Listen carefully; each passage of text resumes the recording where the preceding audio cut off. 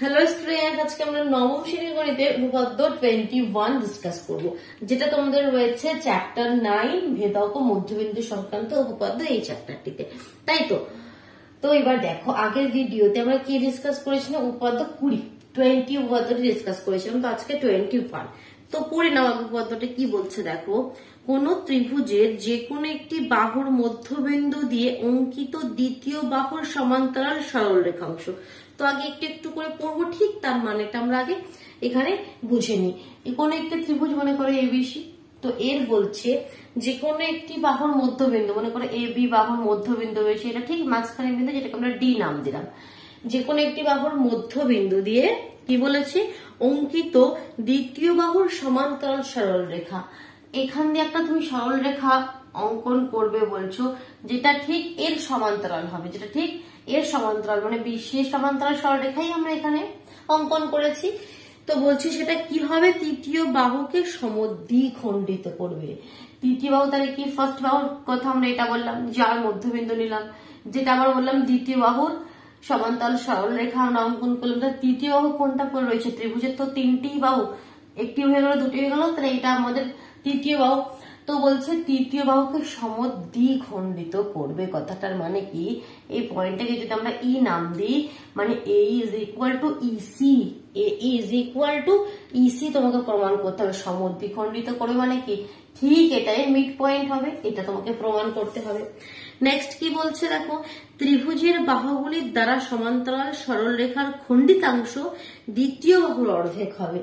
এই যে খণ্ডিতাংশটা ডিইটা, এটা বলছে তৃতীয় বাহুর অর্ধেক হবে। তাহলে কি প্রমাণ করতে হবে? আমি যদি শর্টলি এখানে লিখি এ ইজ ইকুয়াল টু ইসি, একটা এটা প্রমাণ করতে হবে। আর একবার বলছে ডিই, এই যে খণ্ডিতাংশটা এই সরল রেখার, DE is equal to half BC. BC এর হাফ, এটা বিসি এর অর্ধেক, এটা যদি 4 সেন্টিমিটার, এটা 2 সেন্টিমিটার। আগে কি প্রমাণ করতে হবে সেটা ক্লিয়ার হলো। এবার মনে করো তোমরা ঠিক উপপাদ্য 20তে আমরা কি ডিসকাস করেছিলাম সেটাকে তোমরা দেখেছো? সেটা যদি দেখে না থাকো অবশ্যই দেখে নাও, তবে তোমরা এটা দেখবে সুন্দরভাবে বুঝতে পারবে। কারণ পুরো সেই উপপাদ্যটির পুরো উপপাদ্য 20 পুরো উল্টোটা এখানে প্রমাণ করতে হবে। তো সেটা কি ছিল আমি একটু বলে দিচ্ছি, এখানে একটু তোমাদেরকে মনে করায় দেখো। আমাদের উপপাদ্য 20তে কি বলেছিল, এই ভিডিও ডেসক্রিপশন বক্সে আমি লিংক দিয়ে দেবো, সেটা দেখে নিও অবশ্যই। কেমন? সেখানে ছিল কি, যে কোনো একটি ত্রিভুজ এবিসি এর দুটি বাহুর মধ্যবিন্দু, এ বি এর মধ্যবিন্দু মনে করো ডি, এসি এর মধ্যবিন্দু মনে করো ই। তোমাকে এটা বলে দিয়েছিল কি, এই দুটো বাহুর মধ্যবিন্দু, দুটি বাহুর মধ্যবিন্দু দিয়ে যে সরলরেখাটা আমরা এখানে ড্র করতে পারবো, সেটা তৃতীয় বাহুর সঙ্গে সমান্তরাল হবে এবং তার অর্ধেক হবে। দ্যাট মিনস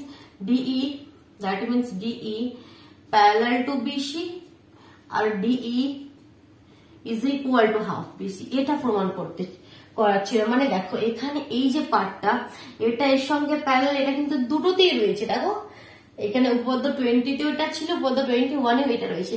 বাট উপপাদ্য 20তে কি বলেছিল? ডিইটা বিসির সঙ্গে প্যারালাল বলে দিয়েছিল তোমাকে প্রমাণ করতে, এটা তোমাকে প্রমাণ করতে হবে। তোমাকে বলে দিয়েছিল কি ডি এ বি এর মধ্যবিন্দু আর ই এসি এর মধ্যবিন্দু, ডি প্যারালাল টু বিসি, সেটা প্রমাণ করতে হবে।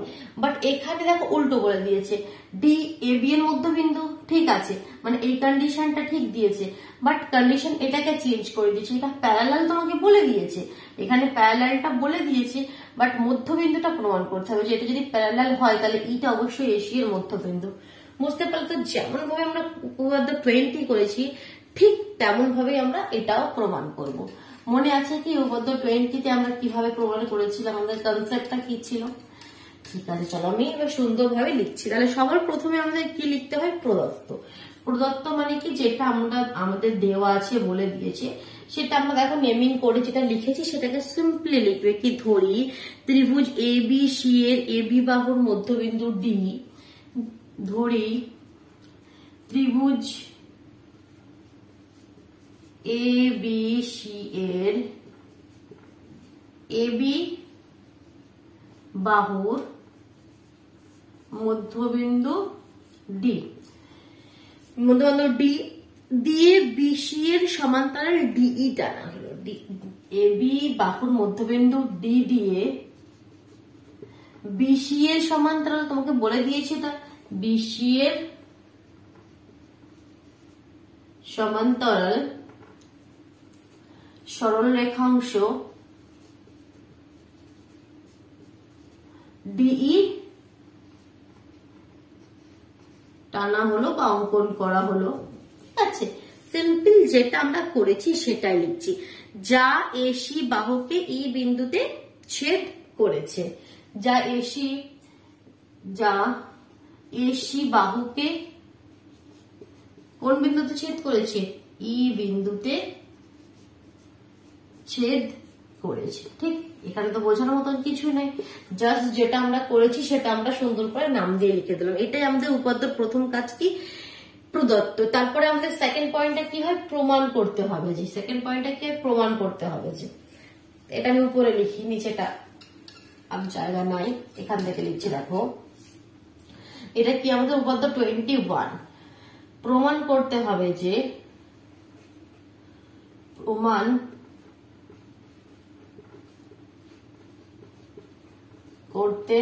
যে যেটা আমরা এখানে লিখেছি, কি প্রমাণ করতে হবে? AE is equal to EC প্রমাণ করব, আর DE is equal to half BC প্রমাণ করব। DE is equal to half BC প্রমাণ করব। ক্লিয়ার? এবার অঙ্কন, আমরা আগে কি অঙ্কন করেছিলাম মনে আছে? তো এখানেও সেরকমই ঠিক অঙ্কন করব। অঙ্কনটা একদম অ্যাজ ইট ইজ তোমাদের সেম হবে অঙ্কনটা। তো দেখো আমরা আগের বারে অঙ্কন কি করেছিলাম, তো তার জন্য আমাকে এখানটা একটু ক্লিয়ার করতে হবে। অঙ্কনটা কি করেছিলাম মনে আছে কি? আমরা এই যে ইডিটাকে একটু আমরা এখান থেকে বর্ধিত করেছিলাম, লাইনটাই বেঁকে গেল, দাঁড়াও, এই মনে করে এতটা, ঠিক কিভাবে কি যতটা ঠিক ইডি আছে ঠিক যেন ততটাই এই আমাদের ডিএফ হয়। মানে এটা যদি 3 সেন্টিমিটার থাকে, ঠিক 3 সেন্টিমিটার এদিকে আমরা বর্ধিত করবো, এভাবেই করেছিলাম। ঠিক ইডি এর সমান, তারপর কি করেছিলাম? সিম্পল এফ বি কে যুক্ত করেছিলাম। তো এখানে এটাই অঙ্কন করবো। তাহলে লিখবো কিভাবে?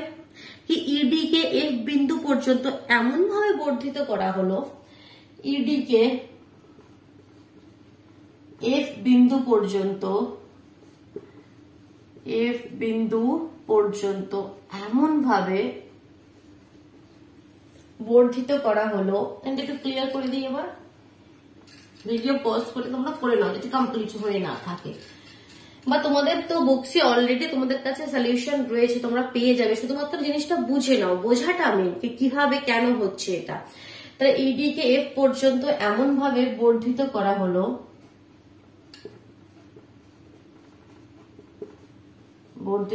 হলো, যেন ED is equal to DF হয়।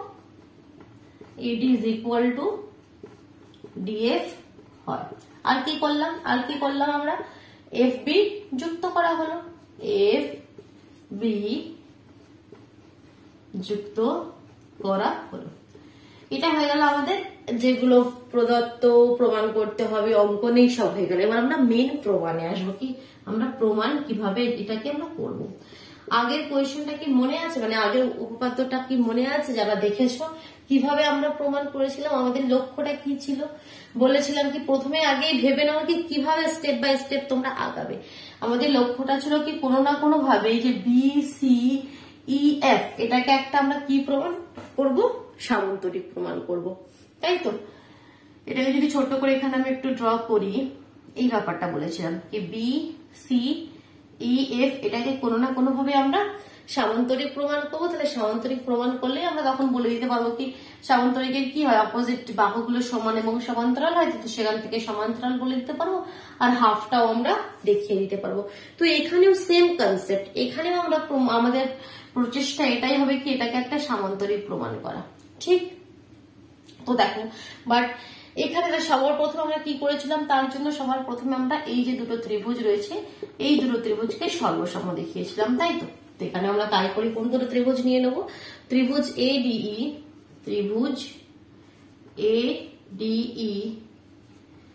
এবং ত্রিভুজ BDF এর মধ্যে। এর মধ্যে সর্বসম দেখাতে হলে 3টি কন্ডিশন আমাকে দেখাতে হবে, তাই তো? তাহলে ফার্স্ট কন্ডিশন বলো, তোমরাই বলো ফার্স্ট কন্ডিশন কি হবে। First condition AD is equal to DB লিখতে পারি। AD is equal to DB, কারণ এটা তো প্রদত্ত, এটা আমাদের দেওয়া আছে, তাই তো? আমাদের কোয়েশ্চেনে বলে দিয়েছিল কি প্রথম বাহুর মধ্যবিন্দু দিয়ে অঙ্কিত, তাহলে এটা তার জন্য এটা। তার সেকেন্ড পয়েন্ট আমরা কি লিখতে পারবো? সেকেন্ড পয়েন্ট লিখতে পারবো ইডি ইজ ইকুয়াল টু তোমাদের ডিএফ। লিখতে পারবো কি ED is equal to DF? কেন? অঙ্কনানুসারে অঙ্কনটা আমরা এভাবেই করেছি,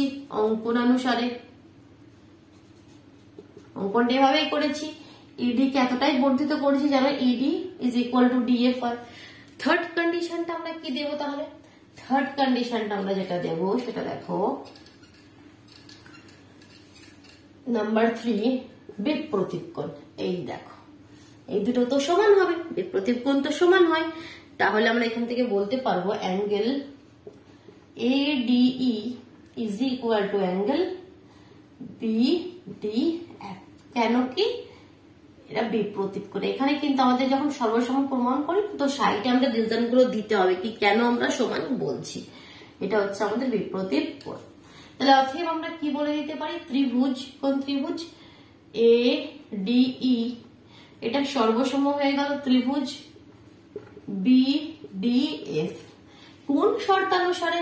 আমাদের অনেক শর্তানুসারে এখানে লিখতে হবে, কিন্তু কোন মানে আমরা কি কি দেখলাম সাইড আর অ্যাঙ্গেলের মধ্যে, আমরা কি কি দেখলাম? আমরা প্রথমে একটা সাইড দেখালাম, তারপর দেখো এই সাইডের পরে ঠিক এই অ্যাঙ্গেলটা আসছে, তারপর ঠিক এই সাইডটা আসছে। প্রথমে এটার সঙ্গে এটা দেখালাম, অ্যাঙ্গেল রয়েছে, তারপরে আমাদের তার একটা সাইড রয়েছে। কিন্তু আমরা যখন দেখিয়েছি দেখো প্রথমে একটা সাইড দেখিয়েছি, তারপর আরেকটা সাইড দেখিয়েছি, তারপর একটা অ্যাঙ্গেল দেখিয়েছি। তো তোমরা যদি লেখো SSA শর্তানুসারে তাহলে কিন্তু ব্যাপারটা ভুল হয়ে যাবে। আমরা কি লিখেছি সেদিকে লক্ষ্য করবেন। আমাদের এখানে ছবিটিতে দেখো আমরা ঠিক কোনটির পর কোনটি আসছে। এখানে প্রথমে একটা সাইড আসবে, তারপরে অ্যাঙ্গেল আসছে, তারপরে সাইড আসছে। দ্যাট মিনস তোমাকে লিখতে হবে side angle side. That means SAS শর্তানুসারে। ঠিক আছে, এটা ক্লিয়ার করবে। এটা এই নয় কি নিজের ইচ্ছা মতো তুমি যা খুশি লিখে দিলে। এটা ঠিক তোমাদের ত্রিভুজের যে ছবিটিতে ঠিক কোনটার পর কোনটা আসছে সেটা কিন্তু তোমাকে দেখে লিখতে হবে। তো যখনই এটা সর্বসম প্রমাণ হয়ে গেল তো এখান থেকে আমরা বলতে পারি AE is equal two FB বলতে পারি। তো AE is equal two FB কারণ কি দুটি ত্রিভুজের দেখো অনুরূপ বাহু যখন সর্বসম হয়ে যাবে তার করসপন্ডিং সাইড গুলো অ্যাঙ্গেল গুলো সব তো সমান হয়ে যাবে। চলো তাই এখান থেকে আমরা কি লিখে দিতে পারবো সেটা এবার আমরা লিখি। তাহলে আমরা কি লিখতে পারবো? AE is equal two FB। ঠিক, কোনো চাপ নেই এখানে। তো আর কি লিখতে পারবো এখানে? আরেকটা কি, এটা তো একটা আমি নাম্বার 1 দিয়ে রাখি। আর নাম্বার 2 তে আমরা কি লিখতে পারবো? এই অ্যাঙ্গেলটার সাথে সমান। কারণ কি এখানে যখন সর্বসম হয়ে গেছে করসপন্ডিং অ্যাঙ্গেল তো সমান হবে।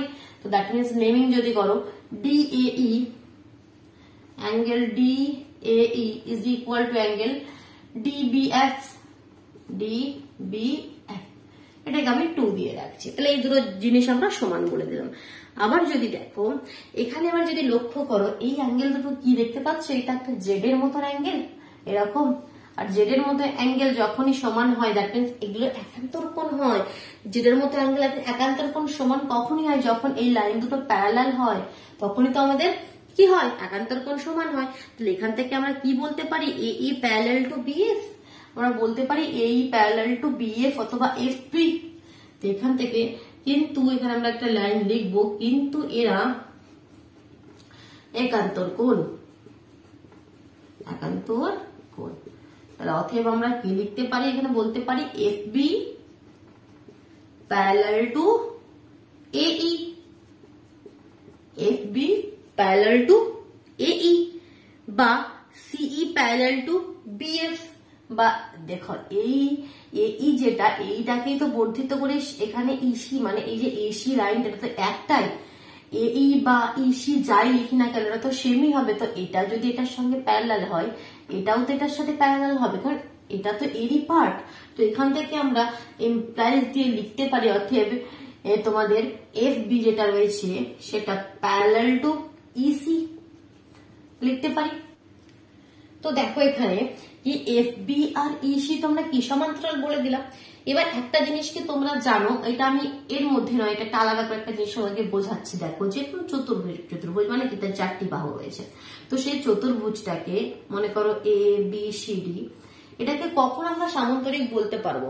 আগের উপপাদ্যতে আমরা কি বলেছিলাম কি এটাকে সামান্তরিক বলতে পারবো তখনই যখন একজোড়া বিপরীত বাহু, মনে করে এ বি আর ডি শিখে নাও, অথবা তুমি এ ডি আর বি শিখে নাও, কি যে কোনো একজোড়া বিপরীত বাহু সমান এবং সমান্তরাল তোমাকে দুটোই দেখাতে হবে। যদি মনে করো A B is equal to DC দেখাতে হবে, A B parallel to DC দেখাতে হবে, তবে আমরা বলতে পারবো কি এটা একটা সামান্তরিক। যে কোনো চতুর্ভুজের একজোড়া বিপরীত বাহু সমান এবং সমান্তরাল দেখিয়ে দিলে আমরা বলতে পারি সেটা সামান্তরিক, যেটা আমরা উপপাদ্য 20-তে করেছিলাম কি এই বাহু দুটোই সমান এবং সমান্তরাল দেখিয়েছিলাম। বাট শুধু কি একটাই কন্ডিশন, শুধু এটা দিয়েই কি আমরা কোনো চতুর্ভুজকে সামান্তরিক প্রমাণ করতে পারি? না। এবার তুমি দেখো এখানে যেটা আমরা ইউজ করছি সেটা হচ্ছে যে কোনো চতুর্ভুজে যদি অপোজিট বিপরীত বাহুগুলো সমান্তরাল দেখিয়ে দাও, মানে এটার সঙ্গে এটা সমান্তরাল যদি নেমিং করো এ বি সি ডি, মানে তুমি সমান দেখাতে পারছো না, মনে করো কোনো বাহুকে কোনো বাহুর সঙ্গে সমান দেখাতে পারছো না, তাহলে তুমি A B parallel to DC আর যদি A D parallel to BC, মানে দুটো বাহু এখানে ইনক্লুড করলাম, এটার সঙ্গে এটা প্যারালাল আর এটার সঙ্গে এটা প্যারালাল, এটা দেখিয়ে দিলেও আমরা বলতে পারবো কি এটা একটা সামান্তরিক। তো যেখানে আমরা এটা এই কন্ডিশনটা ইউজ করছি, সেকেন্ড কন্ডিশনটা এখানে ফার্স্ট কন্ডিশনটা ইউজ করতে পারবো না, কারণ এটার সঙ্গে এই যেটা আমি প্রমাণ করলাম কি F B parallel to EC, এটা তো আমরা প্যারালাল বলে দিলাম, বাট কোনোভাবে আমরা সমান এখন বলতে পারছি না। তো যার জন্য আমরা অন্য কন্ডিশনটা কিন্তু আমাদের কাছে অলরেডি এসে গেছে, কারণ দেখো এই বাহুটার সঙ্গে এই বাহুটা প্যারালাল আমরা প্রমাণ করলাম। আর কোয়েশ্চেনে দেওয়াই কি ছিল কি প্রথম যে কোনো একটা ত্রিভুজের একটি বাহুর মধ্যবিন্দু দিয়ে দ্বিতীয় বাহুর সমান্তরালটা তোমাদের দিয়েই গিয়েছিল, সমান্তরাল সরলরেখাংশ, তো এটা তোমাদের প্রদত্ত রয়েছে। তো দেখো এটার সঙ্গে এটা সমান্তরাল দেওয়া আছে আর একটা সমান্তরাল আমরা প্রমাণ করলাম। তো অতএব আমরা কি লিখতে পারি, আবার এখানে একটা লাইন আমরা ক্লিয়ার করে দেবো কি আবার ডিই প্যারালাল টু বিসি দেওয়া আছে, ডিই মানেও যা এফই মানেও তা সেম, ওটাকে একটু আমরা বাড়িয়ে বলছি F E parallel to BC, ব্র্যাকেটে লিখে দেবে প্রদত্ত, এটা দেওয়া ছিল। তাহলে অতএব এখান থেকে আমরা বলতে পারি কি বি সি ই এফ একটি সামান্তরিক, এটাই প্রমাণ করা হচ্ছে তোমাদের মেন একটি সামান্তরিক। ঠিক, তো দেখো তো এখান থেকে যদি আমরা সামান্তরিক, তো এখান থেকে এবার আমরা কি বলতে পারবো, একটা সামান্তরিক যখনই হয়ে যাবে তখন আমরা কি বলতে পারবো কি BC is equal to FE আর F B is equal to AC, মানে অপোজিট যে সাইড গুলো সেগুলো সমান হয়ে গেল। তো দেখো এখান থেকে এবার আমাদের ইজিলি আমাদের প্রমাণ দুটো করে দিচ্ছি, এই দুটো আমাকে প্রমাণ করতে হবে। তো প্রথমে কি লিখছি কি F B is equal to EC, কেন কি সামান্তরিক বলে দিয়েছি। আবার আমরা একটু আগে প্রমাণ করেছিলাম কি F B is equal to এই, কেন এই দুটো ত্রিভুজ সর্বসম প্রমাণ করেছিলাম, আর সর্বসম মানে বলেছিলাম কি করসপন্ডিং যে সাইড গুলো সেগুলো সমান হবে। তো আবার আমরা কি জানি F B is equal to এই, তাহলে অতএব আমরা কি লিখতে পারি কি ইসি যেটা সেটা ইজ ইকুয়াল টু হবে এই এর সাথে। ঠিক, তাহলে একটা প্রমাণ আমাদের হয়ে গেল এই ইজ ইকুয়াল টু ইসি বা ইসি ইজ ইকুয়াল টু যে যাই লেখো, ফার্স্ট প্রমাণটা আমরা করে দিলাম কি যে আমরা সরলরেখাটা আমরা এখানে টানলাম সেটা তৃতীয় বাহুর মধ্যবিন্দু। নেক্সট কি প্রমাণ করতে হবে, D is equal to half BC, এটা তো ফার্স্ট উপপাদ্য, দ্যাট মিনস উপপাদ্য 20-তে যেভাবে প্রমাণ করেছিলাম ঠিক সেভাবে এখানেও প্রমাণ করব। তো এটা একটা সামান্তরিক, তার মানে কি BC is equal to FE, BC is equal to FE. এবার এফইটাকে তুমি কি লিখতে পারো, এফডি প্লাস ডিই লিখতে পারো, এফডি প্লাস ডিই, কোনো চাপ নেই। আর এফডিও যা ডিইউ তাও, কেন কি অঙ্কন আমরা এভাবেই করেছিলাম কি ইডি কে এভাবেই বর্ধিত করেছিলাম, তাহলে আমরা এফডি এর জায়গায় লিখে দিতে পারি ইডি বা ডিই, লিখে দিতে পারি ডিই প্লাস ডিই, কত ডি হয়ে গেল 2 ডিই। তা 2টাকে এদিকে যদি পাঠিয়ে দাও সেটা কি হয়ে যাবে, হাফ হয়ে যাবে, half BC is equal to DE. দেখো সেকেন্ড প্রমাণটাও আমরা করে দিলাম, DE is equal to half BC, প্রমাণ হয়ে গেল, উপাত্ত বোঝা গেল খুব সুন্দর ভাবে। তাহলে ভিডিওটিকে ফটাফট লাইক করে দাও, নিজের বন্ধুদের মধ্যে শেয়ার করে দাও, যদি চ্যানেল নতুন হয় তাহলে চ্যানেলটিকে সাবস্ক্রাইব করে বেল আইকনটি প্রেস করে নিও, তবেই তোমরা খুব সহজেই নোটিফিকেশন পেয়ে যাবে। কেমন, চলো তাহলে টাটা।